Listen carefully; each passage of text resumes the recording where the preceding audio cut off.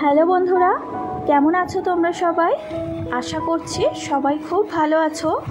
যদিও এত প্রচণ্ড পরিমাণে গরম পড়েছে যে এই গরমে ভালো থাকা দুষ্কর হয়ে উঠেছে। আর এই গরমের মধ্যে কিভাবে নিজেকে একটু ভালো রাখা যায়, কিভাবে সুস্থ থাকা যায়, তার জন্য বিশেষ কয়েকটা পদ্ধতি বা উপায় আজকে আমি তোমাদের সাথে শেয়ার করব। তার আগে বলে রাখি, যে সকল বন্ধুরা এই মুহূর্ত থেকে আমার ভিডিওটা দেখতে শুরু করছো, তোমরা প্লিজ একটা করে লাইক করে দিয়ে দেখতে শুরু করো। আর যদি আমার ভিডিওটা দেখে তোমাদের মনে হয় যে আমার ভিডিও থেকে কোনো মানুষের সামান্যতম উপকার হবে, তাহলে প্লিজ ভিডিওটা শেয়ার করে দিও। আর অবশ্যই একটা করে কমেন্ট করো আমাকে, কারণ তোমাদের কমেন্ট আর লাইক আমাকে মোটিভেট করে নতুন ভিডিও বানাতে। বিগত এক সপ্তাহ ধরে এত প্রচণ্ড পরিমাণে গরম পড়ছে কলকাতা সহ কলকাতার পার্শ্ববর্তী নানা অঞ্চলে, যে এখানকার মানুষের বাড়িতে টেকা দায় হয়ে যাচ্ছে। এত পরিমাণে গরম, না শুয়ে শান্তি না খেয়ে শান্তি, কোনো কিছুতেই যেন মানুষের স্বস্তি মিলছে না।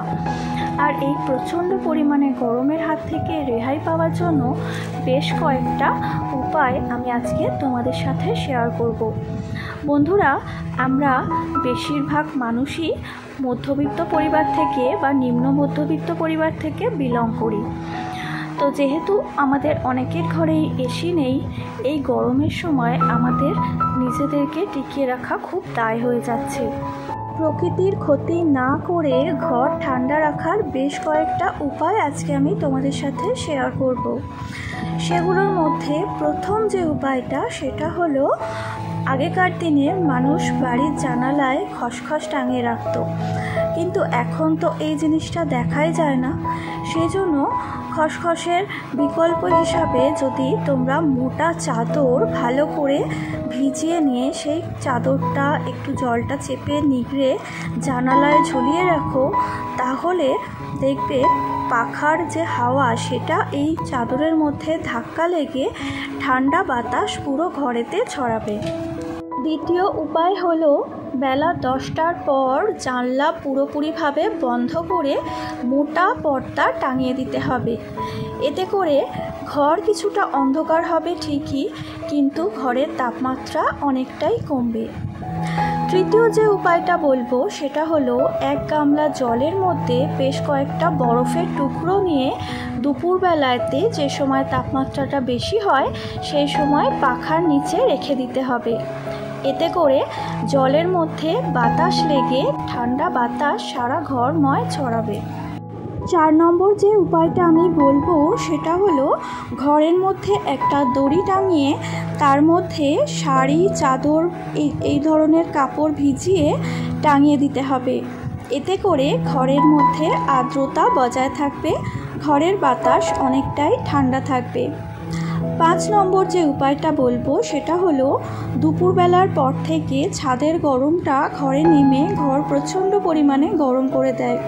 যদি সম্ভব হয় তাহলে ছাদের মধ্যে বিচুলি বিছিয়ে প্লাস্টিক দিয়ে ভালো করে ঢেকে দিতে হবে। এইটা খুব ভালো তাপ নিরোধকের কাজ করে। এর ফলে ছাদটা একদমই গরম হবে না, আর ছাদের তাপটা ঘরের ভিতরে আসতেও পারবে না। 6 নম্বর যে উপায়টা বলবো, সেটা হলো, সম্ভব হলে রান্নাঘরে এক্সস্ট ফ্যান লাগিয়ে নিতে হবে। এতে করে রান্নাঘরের ভিতরকার তাপমাত্রা বাইরে বেরিয়ে যাবে এবং আমাদের রান্নাঘর ও ঘর অনেকটাই ঠান্ডা থাকবে। 7 নম্বর যে উপায়টা বলবো, সেটা হলো, দিনের বেলায় জানলা দরজা বন্ধ রাখতে হবে এবং সন্ধ্যাবেলার পরে জানলাগুলো খুলে দিতে হবে। এতে করে ঘরের মধ্যে হাওয়া চলাচল খুব ভালো করে হতে পারবে। 8 নম্বরে যে উপায়টা বলবো, সেটা হলো, অপ্রয়োজনীয় যন্ত্র ব্যবহার বন্ধ রাখতে হবে। Washing machine, mobile charger, dryer, এরকম ছোট ছোট যন্ত্রগুলো ঘরের তাপমাত্রা অনেকটা বাড়িয়ে দেয়। তো প্রয়োজনের ছাড়া এই যন্ত্রগুলো ব্যবহার আমাদেরকে বন্ধ রাখতে হবে। এতে করে আমাদের ঘরের তাপমাত্রা অনেকটাই নিয়ন্ত্রণে থাকবে। বন্ধুরা, ঘর সাজানোর জন্য আমরা তো অনেক রকমের ইনডোর প্ল্যান্ট রেখেই থাকি। 9 নম্বর যে উপায়টা বলবো, সেটা হলো, ঘরের মধ্যে money plant, aloe vera, snake plant এই গাছগুলো যদি আমরা রাখি তাহলে এরা কিন্তু ঘরের তাপমাত্রা অনেকটাই শোষণ করে নেয় এবং আমাদের ঘর ঠান্ডা রাখতে সাহায্য করে। সেজন্য বলছি, ঘরকে ঠান্ডা রাখতে হলে ঘরের মধ্যে অবশ্যই কিছু কিছু ইনডোর প্ল্যান্ট রাখতে শুরু করতে হবে। এরপরে যে উপায়টা আমি বলবো সেটা হলো বালতিতে করে জল নিয়ে জানলার পর্দার নিচে রেখে দিতে হবে।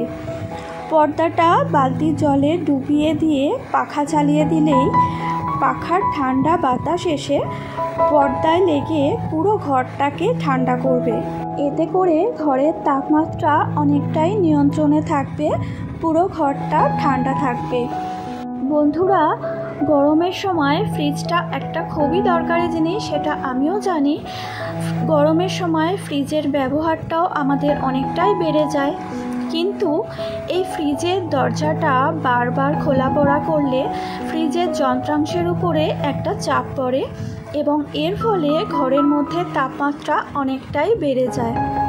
সেজন্য যতটা সম্ভব অপ্রয়োজনে ফ্রিজ খোলা থেকে বিরত থাকতে হবে। প্রয়োজন মতো সমস্ত জিনিসগুলো যতটা সম্ভব কম খুলে বার করে নেওয়া যায় সেইভাবে আমাদের মেনটেন করতে হবে। একবার ফ্রিজের দরজা খুলে যতগুলো জিনিস আমাদের লাগবে একসাথে বার করে নিতে হবে। এতে করে ফ্রিজের দরজাটা বারবার খোলা পড়া করতে হবে না এবং ঘরের তাপমাত্রা নিয়ন্ত্রণের মধ্যে থাকবে।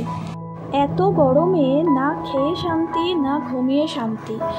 ঘুমাতে গেলেও দুটো চোখের পাতা এক করা সম্ভব হচ্ছে না। কিভাবে একটু শান্তিতে ঘুমাতে পারবে সেই উপায়টাও তোমাদের বলে দিই। রাতে শোয়ার আগে একটা টাওয়াল ভালো করে ভিজিয়ে, অবশ্যই ঠান্ডা জলে ভিজিয়ে নেবে, নিয়ে দুটো পা ভালো করে মুছে নেবে টাওয়াল দিয়ে। আর যদি কোনো শারীরিক অসুস্থতা না থাকে বা অসুবিধা না থাকে তাহলে তুমি স্নানও করে নিতে পারো। এতে করে দেখবে অনেকটা রিফ্রেশ লাগবে আর একটু হলেও স্বস্তির ঘুম মিলবে। সব থেকে শেষে যে গুরুত্বপূর্ণ উপায়টার কথা বলবো, যেটা থেকে তোমরা গরমের হাত থেকে মুক্তি পেতে পারো, সেটার জন্য শুধুমাত্র তোমার ঘর নয়, পুরো পাড়া, পুরো শহর, পুরো দেশ, এমনকি সারা পৃথিবী ঠান্ডা থাকবে। সেটার জন্য অবশ্যই বাড়ির আশেপাশে যতটা সম্ভব গাছ লাগাও। গাছের সংখ্যা যত কমছে দিন দিন তাপমাত্রাও তত বাড়ছে। এসি, কুলার কেনার হিড়িকও বাড়ছে আর তার সাথে বাড়ছে গ্লোবাল ওয়ার্মিং। তাই যতটা সম্ভব গাছ লাগাও, নিজে ভালো থাকো আর বাড়ির আশেপাশের মানুষকে তথা সারা বিশ্বের মানুষকে ভালো থাকার সুযোগ করে দাও। তাই বলছি বন্ধু, গাছ লাগাও, নিজে সুস্থভাবে বাঁচো এবং আশেপাশের মানুষদেরও সুস্থভাবে বাঁচার সুযোগ করে দাও। আশা করছি আমার এই কথাগুলো তোমাদের অনেকেরই উপকারে আসবে। যদি তোমাদের কোনো উপকারে লেগে থাকে তাহলে অবশ্যই আমাকে কমেন্ট করে জানিও। আর যদি সম্ভব হয় কোনো মানুষকে যদি এটা শেয়ার করলে তার কোনো সাহায্য হয় তাহলে অবশ্যই শেয়ার করে দিও বন্ধু। আর আবারও সেই কথাটা মনে করিয়ে দিই, যদি লাইক করতে ভুলে গিয়ে থাকো তাহলে প্লিজ একটা লাইক করে আমার পাশে থেকো। নতুন কোনো বন্ধু যদি আজকে আমার ভিডিওটা দেখে থাকো, তোমাদের যদি আমার ভিডিওর কোনো অংশ ভালো লেগে থাকে তাহলে আমার চ্যানেলটা সাবস্ক্রাইব করে আমার পাশে থেকে যেও।